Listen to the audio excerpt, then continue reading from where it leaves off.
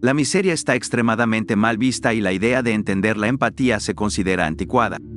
La historia de un mundo feliz sigue a Lenina Crown, Bernard Marx y Helmholtz Watson, mientras lidian con la llegada de John el Salvaje, alguien que nació fuera del Estado mundial. La trama comienza en serio cuando Bernard lleva a Lenina de vacaciones a una reserva de salvajes. Estas reservas son los pocos lugares en el mundo no conquistados por el Estado mundial y viven en pequeñas comunidades tribales. Allí, Bernard conoce a John, quien más tarde recibirá el nombre de John el Salvaje, y su madre Linda, quien era ciudadana del Estado mundial, y fue dejada atrás por error en una expedición anterior. Bernard acepta llevarlo tanto a él como a su madre de regreso para que vean esta gran civilización de la que John siempre había oído hablar. Al principio, esto funciona maravillosamente, ya que Bernard gana mucho estatus social por haber encontrado esta anomalía única, y John explora el mundo. Bernard es psicólogo y está fascinado por la forma en que la mente de John funciona de manera tan diferente al haber sido criado fuera del Estado. Helmholtz trabaja en propaganda, pero anhela el arte como expresión libre y apasionada. Queda fascinado por las experiencias caóticas de John en la reserva y por las obras prohibidas de Shakespeare. Linda, la madre de John, decide pasar el resto de su vida en un estado de semicoma inducido por drogas en uno de los hospitales del gobierno, lo cual todos aprueban ampliamente, excepto John, quien piensa que tal felicidad artificial es abominable. Sin embargo, pronto las drogas superan el sistema de Linda y sus pulmones comienzan a fallar. John corre a su lado llorando, pero su dolor, junto con su insistencia repetida de que ella es su madre y que la ama, causa un escándalo público. Todos en el Estado mundial están condicionados a pensar en la muerte como un evento bastante sin importancia y a considerar el nacimiento natural como moralmente abominable.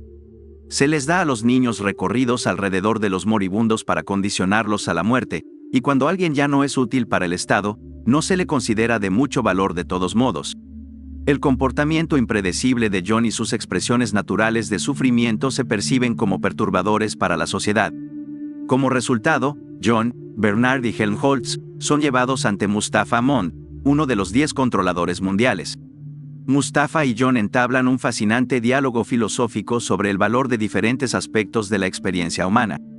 Mustafa envía a Bernard y Helmholtz a una de las muchas islas a las que el Estado envía a las personas con pensamientos lo suficientemente originales como para ser considerados peligrosos, mientras permite que John se vaya libre. Después de ser reintegrado a la sociedad, John se establece en un faro y busca ser un contrapunto vivo a los valores hedonistas del Nuevo Mundo. Adopta un estilo de vida deliberadamente primitivo, evitando cualquier símbolo de la civilización que tanto detesta. Sin embargo, pronto su retiro se convierte en una atracción para la gente, su presencia se convierte en una curiosidad y la multitud no lo deja en paz. Privado incluso del pequeño respiro de la soledad, John termina con su propia vida. Esto podría haber sido un último acto de rebelión, pero de cualquier manera, el hombre del desierto, que era la única persona viva que podía servir como un verdadero contraejemplo al Estado mundial, está muerto, y el mundo feliz continúa inalterado e inmutable, impulsado por el peso de su propia inercia. Pero empecemos examinando la filosofía subyacente de los controladores.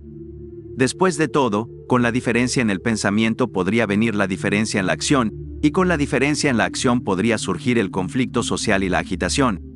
¿Cómo podrían tolerar la posibilidad de un pensador como Dostoyevsky o Nietzsche, en un mundo donde la estabilidad se valora por encima de todo? La mera noción de una idea revolucionaria, o de un pensador revolucionario, es desestabilizadora. ¿Y por qué deberíamos interesarnos por ellos en primer lugar? Quiero decir, si todos están generalmente contentos, ¿por qué debería importarnos el individuo? La mayoría de las veces, cuando preguntamos si algo vale la pena, muchos de nosotros tendemos a juzgarlo según si promueve el bienestar humano. Esta es a menudo la línea de argumentación que la gente usa para apoyar también la noción de la individualidad existencial. Según ellos, cualquier intento de matar al individuo dentro de nosotros nos dejará sintiéndonos vacíos e insatisfechos. Podemos intentar asimilarnos en una multitud o en una identidad pública, pero siempre habrá esta sensación de que nos hemos traicionado a nosotros mismos. Lo que hace que un mundo feliz sea tan fascinante es que este argumento supuestamente ya no se aplica. No se nos presenta ninguna evidencia de que la noción de individualidad haga a alguien en el Estado mundial más feliz. En este momento, no sienten la necesidad de ser individuos, están contentos en sus posiciones de clase y tienen una vida que les brinda más placer hedonista del que cualquiera de nosotros jamás obtendrá. Pero de todos modos, nos parece que falta algo. La pérdida del individuo parece una gran tragedia incluso cuando nadie está sufriendo por ello. El antiguo filósofo griego Aristóteles pensaba que el bien humano último era la eudaimonía, o el florecimiento. Este era un estado agradable y pleno que alguien alcanzaba cuando realmente vivía de acuerdo con la razón y la virtud. En un mundo feliz, vemos que estas filosofías se enfrentan en cuanto al valor de nosotros como personas únicas. No podemos ser valientes si no existe el peligro, y no podemos ser magnánimos si no se nos permite formar apegos con otros. En un mundo feliz, toda esta complejidad en la ética y el carácter se reduce a maximizar el placer, pero hay una verdadera pregunta de si esto es una justificación suficiente para abolir nuestras idiosincrasias. Es bastante común que una distopía robe a las personas lo que las hace esencialmente ellas mismas y absorba a cada persona individual en una idea más amplia del público. Pero lo que hace que esta obra sea tan brillante es que a primera vista, esta pérdida de unicidad parece haber hecho a todos más felices, mientras que podrías mirar 1984 y decir que obviamente, la falta de individualidad es parte de la razón por la que los ciudadanos están sufriendo. En la novela de Huxley no están sufriendo, y tenemos que hacer la genuina pregunta de si la unicidad vale una pérdida de placer. Donde otra ficción distópica defiende la individualidad en términos utilitaristas, Huxley ataca la misma premisa inicial del utilitarismo al presentarnos una situación en la que hemos renunciado a nuestra individualidad por más felicidad, y ahora debemos preguntarnos si valió la pena. En la República de Platón, el viejo filósofo tiene una misión muy similar a la de los controladores mundiales en un mundo feliz. Quiere crear una sociedad que sea estable y justa, y divide al Estado en diferentes clases para lograr esto. Para Platón, existe la clase de bronce, la clase de plata y la clase de oro. La clase de bronce sería la industria de la ciudad, la clase de plata formaría su ejército, y la clase de oro serían sus infames reyes filósofos, que gobernarían desde lo alto. Platón también quería que sus ciudadanos de la clase de bronce disfrutaran de sus roles. En el mundo de Huxley, esta idea platónica se ha llevado al extremo. Como mencioné antes, existe un sistema de clases biológicas rígido basado en la nutrición que alguien recibe como embrión, y tan pronto como esto se hace, cada clase es condicionada para conocer y amar su lugar. Los deltas y épsilons son hechos deliberadamente poco inteligentes por las intervenciones del criadero, y son condicionados a lo largo de toda su educación para amar su trabajo. En nuestro mundo, tales argumentos son vistos, con razón, como muy condescendientes y fuera de lugar, pero eso es en parte porque casi todos pueden aprender cosas nuevas y volverse mucho más conocedores, hábiles e inteligentes de lo que ya son. Incluso los creyentes más acérrimos y extremos en los límites fijos de la inteligencia no piensan que la gente no pueda aprender o crecer. Pero en el mundo de Huxley, realmente no hay posibilidad de crecimiento para los deltas o épsilons, lo que complica la cuestión ética. Se nos presenta una sociedad que es profundamente desigual y paradójicamente meritocrática. Todos terminan donde pueden alcanzar según sus capacidades, pero estas oportunidades están predeterminadas desde el nacimiento. Aunque esto puede conducir a una situación de aparente felicidad, nuestra intuición moral sugiere que la injusticia no reside en las consecuencias, sino en la estructura misma. Filósofos como Spinoza y Schopenhauer son solo dos de muchos deterministas que creen que nuestras vidas y decisiones están predeterminadas, influenciadas por factores como traumas infantiles o historiales familiares. El sistema de clases determinista en la novela de Huxley refleja de manera exagerada y aguda cómo el universo, en teoría, ya determina muchos aspectos de nuestras vidas desde temprana edad, aunque no tengamos control sobre ellos. Podríamos no estar viviendo en el sistema extremadamente controlado como el mundo de Huxley, pero a menudo pasamos por alto cómo nuestro propio entorno está funcionando de manera similar a cómo lo harían los controladores en su sistema de crianza. En un mundo feliz, la gente sabe qué está limitando sus elecciones, pero ¿acaso sabemos nosotros qué está limitando las nuestras?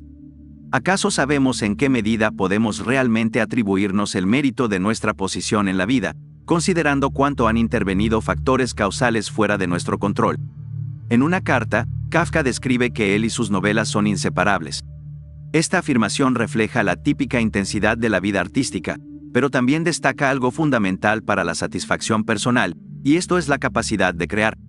Cuando John llega a la sociedad futurista, descubre que las obras de Shakespeare son una de las pocas cosas que podían leer en la reserva, pero están prohibidas en el Estado mundial. Cuando va a un lugar de entretenimiento con Lenina y ve una película totalmente inmersiva. Mira, Esto es lo que estás cobrando en Latinoamérica. Y esto es lo que está cobrando a... Se horroriza por la superficialidad del arte que encuentra.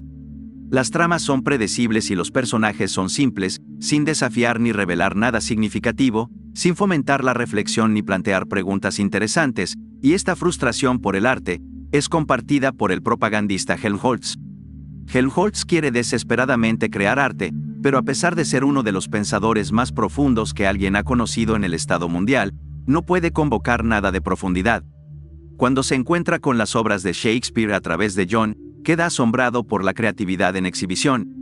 Esto es lo que ha estado faltando en su vida, pero su programación está tan arraigada que ni siquiera puede apreciarlo completamente. Esto entristece a John porque se da cuenta de que no solo se le ha hecho a Helmholtz incapaz de crear cosas expresivas, sino que la propia capacidad de ver y reconocer profundidades de emoción o pasión le ha sido totalmente robada. Este diálogo sobre el arte y la creatividad llega a un punto culminante en la conversación entre John y Mustafa al final de la novela.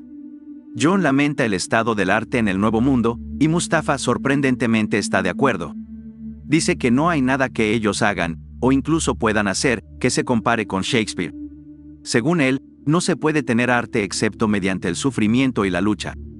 Para Mustafa, la creatividad extrema solo puede existir mientras haya guerra, hambruna, enfermedad, dolor, pérdida y pena, pero él y los otros controladores mundiales han trabajado muy duro para eliminar estas cosas. No hay necesidad de arte, y para Mustafa esto no es una causa de desesperación, sino de celebración agridulce. Para él, la muerte de la creatividad es un pequeño precio a pagar por un mundo sin dolor. Lo que Mustafa no entiende es que en un momento de creatividad nos unificamos con nuestra obra, nos convertimos en uno con ella mientras mantenemos nuestra individualidad. Para otros como Kafka, el arte es en parte una expresión de algo interno, una forma de comunicarse con el mundo y con otras personas, esos aspectos de nosotros mismos que no podemos poner en palabras directas.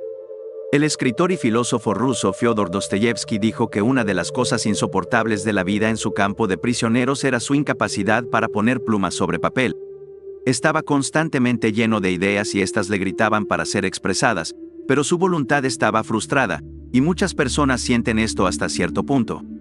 Así que dado lo anterior, nos llega a la mente la siguiente pregunta: ¿son los ciudadanos de un mundo feliz felices en el sentido más amplio, o están desconectados de algunas de las alegrías más profundas de la vida debido a su incapacidad de ejercer estos impulsos creativos internos? Característicamente esta obra nos deja múltiples preguntas, pero los problemas no terminan ahí. Algunos de los mayores relatos de la historia se han centrado en el amor y su compañera terrenal, la pérdida. Y la literatura sobre el amor es la idea de que queremos fusionarnos con otra persona de alguna manera. Por ejemplo, en la Biblia, esto se expresa como convertirse en una sola carne.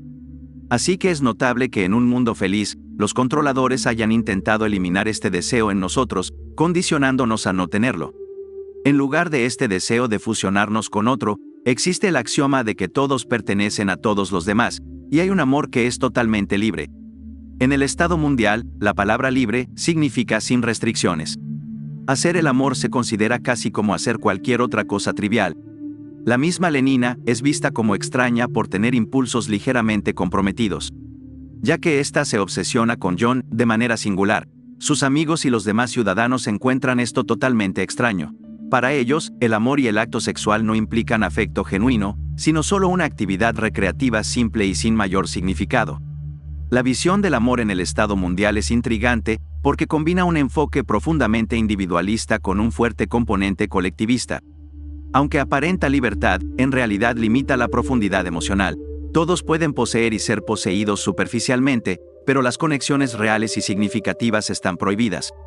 Aunque todos pertenecen a todos, en última instancia, son solo objetos de consumo para el placer propio, y esta aparente libertad se convierte en una ilusión cuando las opciones reales están ausentes. En el Nuevo Mundo, la conexión se ha sustituido completamente por el consumo. El compromiso fundamental está prohibido. Comprometerse con alguien puede llevarte al ostracismo social, e incluso al exilio. Sin embargo, es a través del compromiso que podemos experimentar las formas más profundas del amor, la compañía y más. Este punto no es más profundo de lo que parece. Para establecer una verdadera conexión con otros, debemos dedicarles nuestro tiempo, atención y afecto de manera desinteresada, no tratándolos como objetos para nuestro propio placer. Es un amor dado y recibido libremente, pero no en el sentido de libertad que se entiende en un mundo feliz. En la obra, cada relación romántica se reduce a un intercambio de placer por placer. Esta carencia se vuelve más insidiosa porque no se obliga a renunciar al amor, sino que se enseña que es trivial, y tomarlo en serio es visto como excentricidad no deseada. La situación de tener muchas opciones, pero incapacidad para comprometerse con alguien en particular, me recuerda a lo que Kierkegaard discutió y definió como una desesperación provocada por un exceso de posibilidades. A veces, posponer la inversión en una elección nos afecta porque nunca nos comprometemos profundamente. Para Kierkegaard, el compromiso es un salto de fe necesario para enriquecer nuestras vidas, aunque sea aterrador e irracional. Sin embargo, a menudo es mejor comprometerse con algo que no comprometerse con nada. No obstante, hemos hablado mucho sobre la cultura cuidadosamente diseñada del Estado mundial, y ahora es momento de centrarnos en su mecanismo de imposición, un método de control familiar para nosotros, el aislamiento y la vergüenza. La vergüenza es una experiencia común, especialmente durante la adolescencia, cuando se siente que todo lo que haces está mal o eres constantemente juzgado por otros. En el mundo hedonista de un mundo feliz, la vergüenza actúa como el motor del castigo que mantiene el orden social. Esto se ve claramente en el caso de Bernard Marx, un alfa de alta casta y exitoso psicólogo. A pesar de su estatus, Bernard es constantemente avergonzado por su estatura. En una sociedad donde el tamaño físico es valorado como una virtud y los alfa deben destacar sobre las clases inferiores, esta diferencia causa una profunda inseguridad en Bernard. Esta pequeña alienación también lleva a su separación de la sociedad en general, y es lo que lo lleva a dejar de tomar soma y a empezar a experimentar la tristeza de manera deliberada, como un pequeño acto de rebelión contra la sociedad que lo ha marginado. Por fuera, evita cualquier conexión con esta sociedad, pero en su interior, anhela desesperadamente su aceptación. Es como un niño que intenta desesperadamente llamar la atención de sus padres después de ser ignorado por tanto tiempo. Nos preguntamos hace milenios qué es la vida. Pero a pesar de sus matices cómicos, creo que la experiencia de Bernard con la vergüenza es muy perspicaz y uno de los aspectos más subestimados de la novela de Huxley. En un reciente artículo, Jim Elan argumentó que la vergüenza surge de un deseo frustrado de conectarse con otras personas de una manera socialmente aceptable o adecuada. Y aquí es donde el inquietante uso de la vergüenza, por parte de los controladores en un mundo feliz, cobra importancia.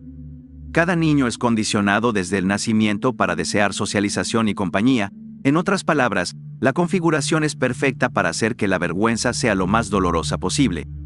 A todos se les enseña a desear la aceptación social y estas conexiones superficiales en extremo, pero al mismo tiempo, solo hay una manera de lograr este deseo, y si no lo consigues de esa manera, entonces estás permanentemente aislado y solo.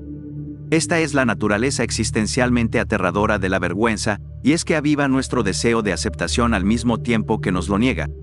Un mundo feliz comunica cuán poderosa puede ser la vergüenza como forma de control social, y Huxley la utiliza con gran efecto en las inquietantes dinámicas de las relaciones de Bernard.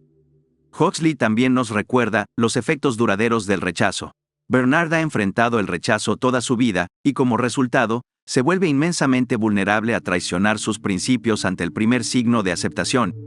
Ahora vamos a examinar la exploración de Huxley sobre una necesidad humana profunda y polémica, que frecuentemente emerge en la filosofía, pero rara vez se reconoce. A lo largo del Nuevo Testamento, encontramos temas de sacrificio evidentes. Cristo muriendo en la cruz para redimir a la humanidad, es el ejemplo más destacado. Los apóstoles renunciaron a sus posesiones y vidas anteriores para seguir a Jesús. San Pablo sacrificó su sustento para difundir la palabra de Dios, y la Virgen María entregó a su Hijo por el bien del mundo. El uso generalizado del sacrificio como un motivo es notable dado lo potencialmente desagradable que puede ser. Por definición, un sacrificio es renunciar a algo bueno en servicio de algo mayor, y eso es difícil de aceptar. El filósofo Bernard Williams habla de deseos categóricos. Estos son cosas que desearíamos que sucedieran incluso si no estuviéramos presentes para verlas. Intuitivamente, los deseos categóricos trascienden nuestros pensamientos sobre nosotros mismos y nuestro propio placer, y alcanzan el mundo para imbuir un aspecto de él con valor. Y el valor de esta idea parece estar íntimamente conectada con el sacrificio. Tener un deseo categórico es, en efecto, tener algo fuera de uno mismo que valoramos tanto o más que nuestro propio placer, por lo que está muy cerca de tener algo por lo que vale la pena sacrificarse. Para aterrizar esta idea, pensemos en las madres que conocemos y cómo dicen que no solo se sacrificarían por su hijo, sino que lo harían felizmente, sin una pizca de duda o resentimiento en su corazón. Podemos observar cómo las personas muestran disposición e incluso entusiasmo por sacrificarse en la vida diaria, desde amigos que renuncian a una noche divertida para apoyar a alguien que está pasando por un momento difícil, hasta niños en el patio de recreo que comparten sus juguetes favoritos con sus hermanos menores. Este tipo de generosidad sacrificial no solo puede alegrar al receptor, sino también al dador. Parte de la razón por la que un mundo feliz se siente como una distopía es porque las personas allí están privadas de tener algo por lo que puedan sacrificarse.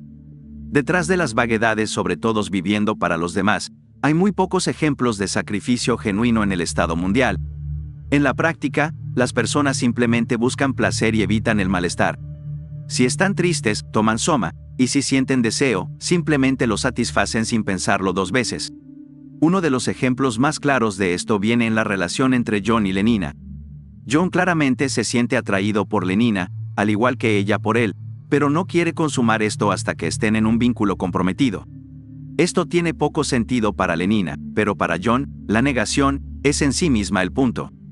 Este mismo impulso de sacrificio se encarna en Helmholtz, cuando comienza a actuar en contra del Estado mundial, insertando su propia poesía en sus conferencias sobre propaganda, a pesar de estar prohibido. La disposición de sacrificarse por compasión hacia otros representa la esencia de la bondad humana. Pero en lugar de enfrentar el dolor o renunciar a parte de nuestro placer por otros, el Estado mundial tiende a ofrecer soluciones rápidas, como vacaciones mentales con drogas para aliviar el malestar. El acto de sacrificarse por alguien, o por una causa, se considera ahora socialmente perjudicial. Si alguien valora algo lo suficiente como para sacrificarse por ello, entonces incluso podría valorarlo más que las órdenes que vienen desde lo alto. Sin embargo, si consideramos seriamente filósofos como los citados anteriormente, debemos reconocer que al eliminar el sacrificio, los controladores también han privado a las personas de una fuente potencialmente significativa y satisfactoria en la vida. Y es que el sacrificio profundo ha sido reemplazado por un placer superficial. En un mundo feliz, no sabemos cuántos comparten el vacío existencial de Helmholtz y Bernard, pero parece más común de lo que Mustafa estaría dispuesto a admitir. Me interesa explorar este punto sobre el placer, que es central en la novela y plantea preguntas fascinantes. Hacia el final, el diálogo entre John y Mustafa sobre la naturaleza y el valor del placer es crucial. Ahora profundizaremos para cuestionar las bases de las opiniones de los controladores sobre el buen gobierno y la humanidad. A diferencia de muchas distopías, los gobiernos en esta novela son benevolentes en apariencia y promueven la felicidad y el bienestar con premisas utilitarias que parecen nobles. Los controladores en un mundo feliz hacen supuestos filosóficos discutibles, como considerar que todos los placeres son equivalentes. Según Mustafa Mond, la felicidad se mide de manera lineal y cuantitativa, sin distinguir entre diferentes tipos de placer. Se pasa por alto la diferencia entre éxtasis, alegría, excitación y satisfacción, todos vistos como igualmente calculables en una visión simplificada. Esta perspectiva contrasta con la distinción que hizo John Mill entre placeres inferiores como comer, beber y el aspecto físico del sexo, y placeres superiores como la compañía, el amor y la contemplación. La crítica central de John al arte radica en que al priorizar el hedonismo inmediato, los controladores han privado a sus ciudadanos de experiencias más profundas. Pero la crítica de John se extiende mucho más allá de esto, porque lo que él desea, como dice Mustafa, es el derecho a ser infeliz. Es decir, él quiere experimentar toda la amplitud de la experiencia humana y valorar esto en sí mismo, en lugar de simplemente desear sentimientos positivos todo el tiempo. Ya que la mente humana no es tan simple como sumar nuestros placeres y restar nuestros dolores. Según John, hay valor en el empuje y la atracción de los aspectos placenteros y desagradables de la experiencia existencial, y si eliminamos por completo la negatividad, nos privaremos de la extraña satisfacción de haber vivido una vida plena. Es decir, si te comprometes plenamente con los aspectos voluntariosos y apasionados de tu vida, a veces te llevará a un éxtasis energético temporal, pero otras veces te sumergirá en la miseria. Podemos optar por embotar ambos lados de esta pasión si queremos, pero para la naturaleza, si estamos abiertos a uno, el otro seguramente ocurrirá en algún momento. En última instancia, esto es una afirmación empírica, y te dejo a ti decidir qué tan bien fundamentada está en tus propias experiencias. John también desprecia el concepto de soma, esta droga que puede inducir la felicidad incluso en los pacientes más melancólicos. A diferencia de muchos antidepresivos modernos, no tiene efectos secundarios inmediatos, pero John todavía ve su felicidad como falsa de alguna manera. El experimento mental de Robert Nozick, la máquina de experiencias, mostró que la mayoría de las personas rechazarían la oferta de una felicidad simulada perpetua, prefiriendo una vida real con sus altibajos. Esto sugiere que hay valores que los humanos consideran más importantes que la felicidad pura. Sin embargo, plantea la pregunta de ¿qué significa que la felicidad sea falsa? El soma a menudo se percibe como una felicidad artificial porque induce un estado de fantasía. Pero sea cierto en general o no, para John, tal impulso existe bastante. Él preferiría ser un rebelde que sufre, que un conformista feliz, y su impulso hacia la autodestrucción se cumple finalmente cuando pone fin a su propia vida en su solitario faro, con las cicatrices de su autoflagelación aún brillando en su espalda. En última instancia, un mundo feliz desafía una suposición arraigada que muchos de nosotros tenemos, y es el pensamiento de que el placer siempre es bueno, y que más placer siempre es mejor. Esto puede ser cierto, o puede ser falso, y en parte depende de dónde establezcamos exactamente los límites del término placer. Para Huxley, los controladores han estrechado demasiado el concepto y han negociado nuestra humanidad por una emoción barata. Muchos pensadores nos han advertido que cuando la situación se torna difícil, los gobernantes pueden recurrir a técnicas de distracción para aprobar decisiones impopulares o inmorales. Huxley nos recuerda que el hecho de que estemos disfrutando ahora no significa que todo esté bien, y que la distracción no es menos efectiva porque sea placentera. En tercer lugar, a nivel filosófico, podemos comenzar a preguntarnos qué cosas son más valiosas que el placer, y cómo podrían influir tanto en nuestro sistema ético, como en nuestra filosofía existencial. Más allá de esto, preguntarnos si los placeres pueden ser vacíos, o si algunos placeres son más moralmente importantes que otros, o si hay cosas como la libertad, la expresión o la individualidad, que son elementos más importantes que el placer. Todas estas interrogantes pueden revitalizar nuestro interés filosófico, y todas estas son preguntas abiertas, pero profundamente interesantes. Tu respuesta a estas preguntas te ayudará a decidir si un mundo feliz es una utopía defectuosa, o una abominación absoluta que pisotea todo lo humano en nombre de una falsa convicción. Porque a fin de cuentas, lo que separa a un mundo feliz de otras obras contemporáneas, son las preguntas inquietantes que atraviesa todo el libro, preguntas como las siguientes: ¿y si los controladores tuvieran razón? ¿Y si el placer es todo lo que existe? ¿Y si renunciar al arte, la libertad, la individualidad, el cambio, el amor, la movilidad de clase y la soledad, vale la pena con tal de obtener nuestra dosis diaria de felicidad y disfrutar de sueños sencillos? Mustafa Fon se presenta ante nosotros como un moderno Mefistófeles con la mano extendida. Pero la pregunta que todos debemos de hacernos es, ¿realmente vale la pena su oferta? La respuesta a esto puede cambiar radicalmente el curso de nuestras vidas. Para terminar, cito a Aldous Huxley: quizá la más grande lección de la historia es que nadie aprendió las lecciones de la historia,